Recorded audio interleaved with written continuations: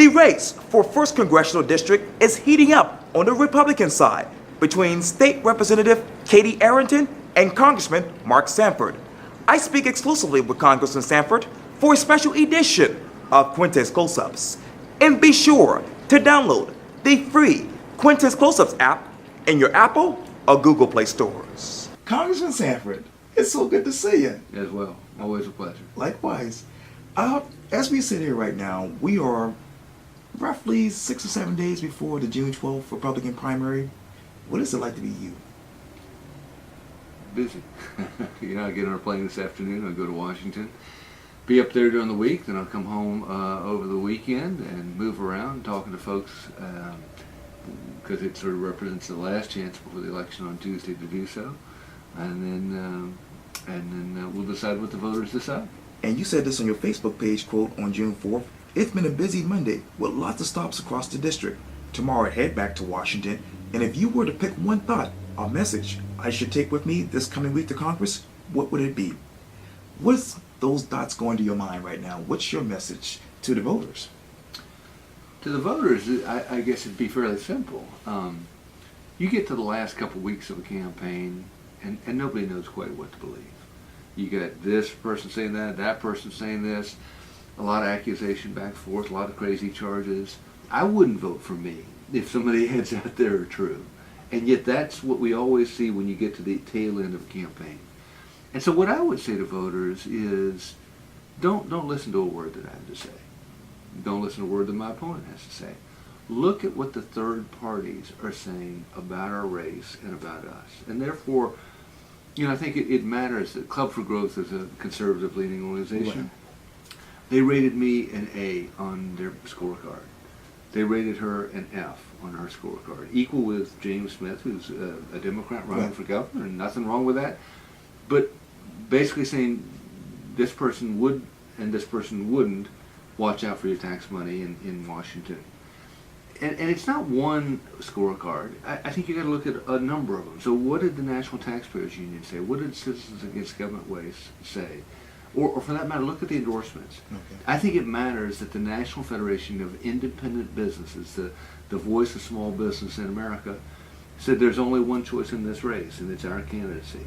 I think it matters that Freedom Works, which is a liberty-leaning conservative organization, says there's only one choice in this race, and it's my candidacy. I think it matters that Tea Party patriots, Jenny Beth Martin, who lost her house in the real estate crash of '08 and started the Tea Party Patriots movement and all that entailed, endorsed in this race, saying there's only one choice with regard to conservative philosophy and watching out for your money. So I would just say, forget what I have to say and forget what my opponent has to say, because there are a lot of silly charges back and forth.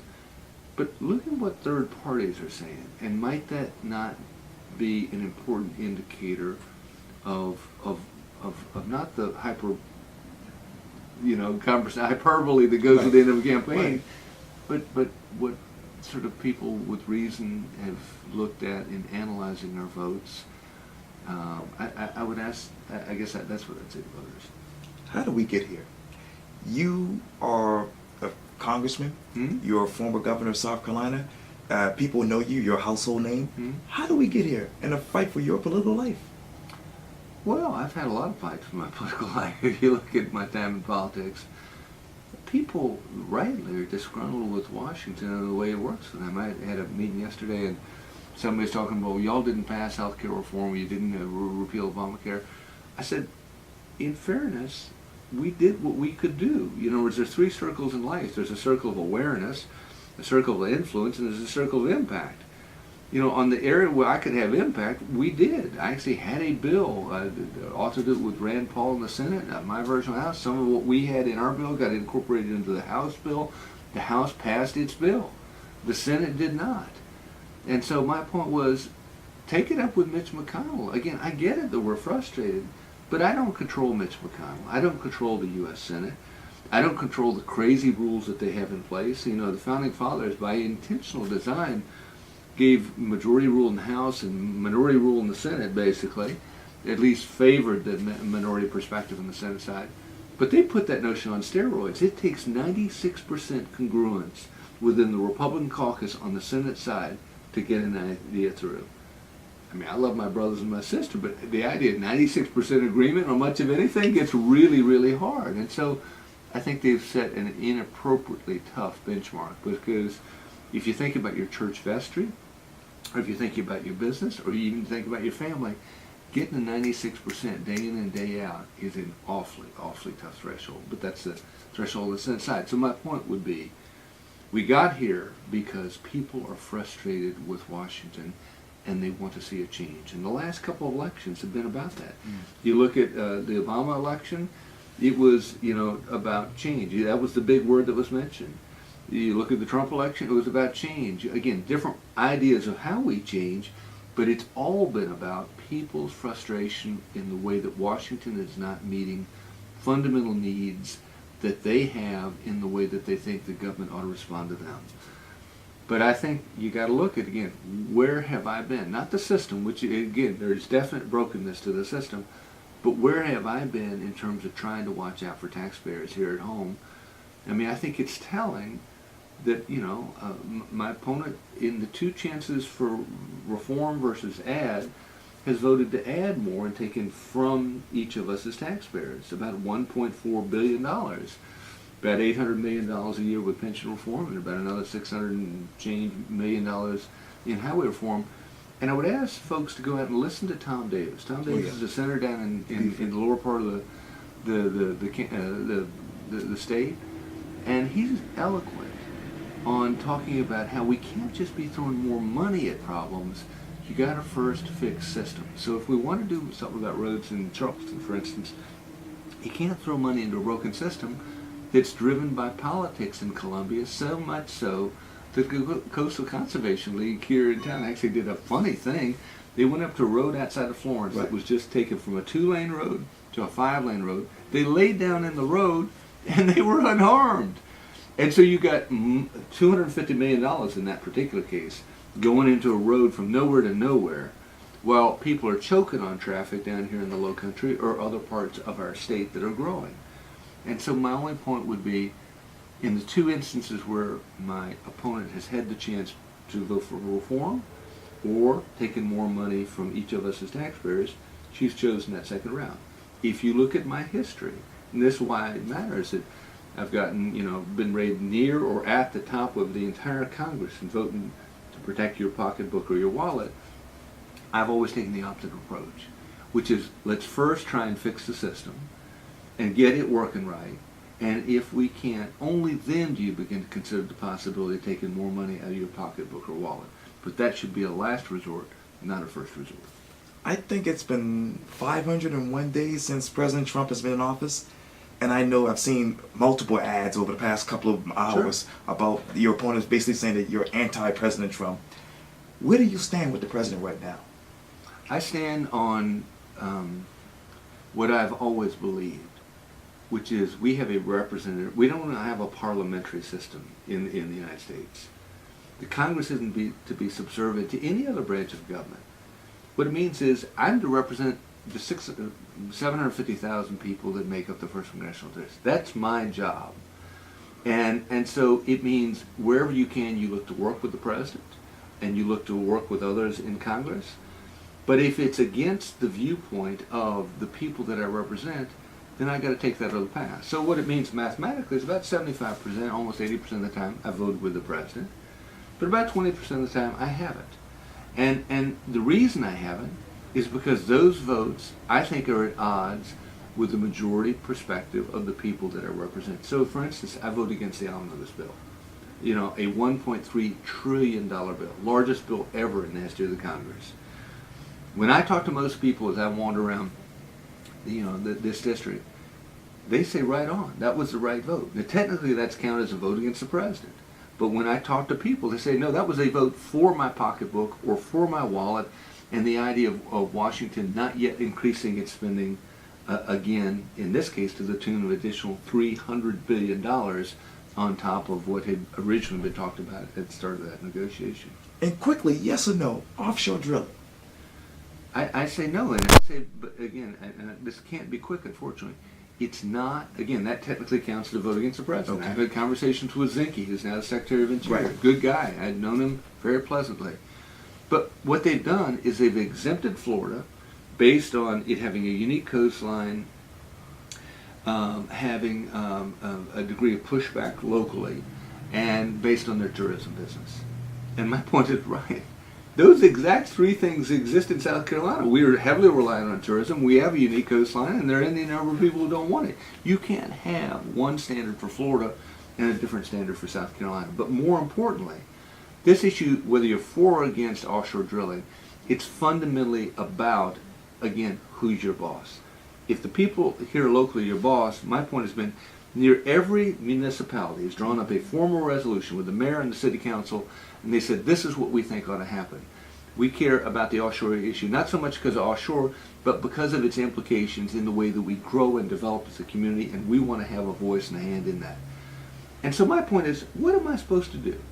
Am I just to say, y'all don't know anything? I don't care what your perspective is. I think that the president wants to do offshore, therefore I'm going to do offshore. Or do I say, well, respectfully, Mr. President, or respectfully, Mr. Secretary, I disagree with you. One, you're carving out something unique for Florida. But two, the voice of the preponderance of the people that I represent, formally, through proclamations in different city councils, has said this is something they want to push a pause button on. They want to deliberate a little bit longer on this. Again, what would you do if you were representative? Do you just ignore all these different mayors and city councils? Or do you take that as your viewpoint? That is not fundamentally a vote, quote, against the president. It's simply listening to your folks at home. And what else are you listening to right now from the constituents? All kinds of different things. You hear a lot about transportation here lately, because people are fired up about that, given what happened over on the bridge. Right. I think you hear a lot about North Korea. People are curious. They're fascinated. Is this going to happen? Is it not going to happen? It's something that's been talked about for 50 years, but has never happened. You hear a lot about the threat of China and different foreign actors in terms of what they might mean in terms of a threat here. You hear a lot about trade and tariffs, given some of the trade tariffs that have been imposed. Again, that's not a vote against the president, but it is a vote about listening to folks here at home. And so South Carolina is the #1 state in the continental United States in foreign direct investment. We're #5 in the United States of America in our reliance on the imports and exports. And it's not surprising when you look at BMW and soon to be Volvo and Bosch and go down the list. And so if something is happening that is going to hurt disproportionately people in your state and in your district, don't you have a fiduciary responsibility to say, look, respectfully, I don't think this is such a good idea. Again, that's not about being against the president, it's just being against that idea. And those kinds of things are what has given genesis to my opponent's claims of you're against the president. No, on a couple of issues I'm against, but about 75–80% I've been with, again, both the party and with the president. And if you were to be reelected as today, what would you do right now? On what issue? Any issue that comes to mind. Well, but I mean, so pick one. I mean, there are a lot of them out there. I mean, I gotta pick it up. Yeah, I know, but I'm just saying. What I'd say, Okay. I would continue to focus on Okay. what I've always focused on. I believe we're getting to the point of a tipping point Okay. in the way that our country spends money. And I've talked about this for years, but if you look at this last Congressional Budget Office report, what it shows is in the near term, in the next 10 years, there's going to be a straw that breaks the camel's back. And if we don't get it right politically, this is the reason that I'm running, then the financial markets will do it for us. And the history of the financial markets correcting unsustainable spending has been brutal for working people. It has meant inflation that has robbed people of their savings and what they've accumulated over the course of their life. It's meant a falling dollar or a falling currency, which again has robbed people of the purchasing power of what they've saved over the course of their life or what they're earning right now.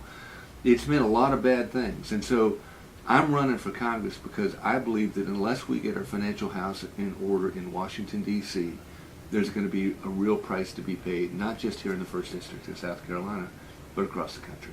And a lot of people characterize you or describe you as a career politician? Right now, as we sit here, who is Mark Sanford? What I'd say is, again, this is where I say, look at the third party. If I was a career politician, would Jenny Beth Martin of Tea Party Patriots be endorsing me? I would say no.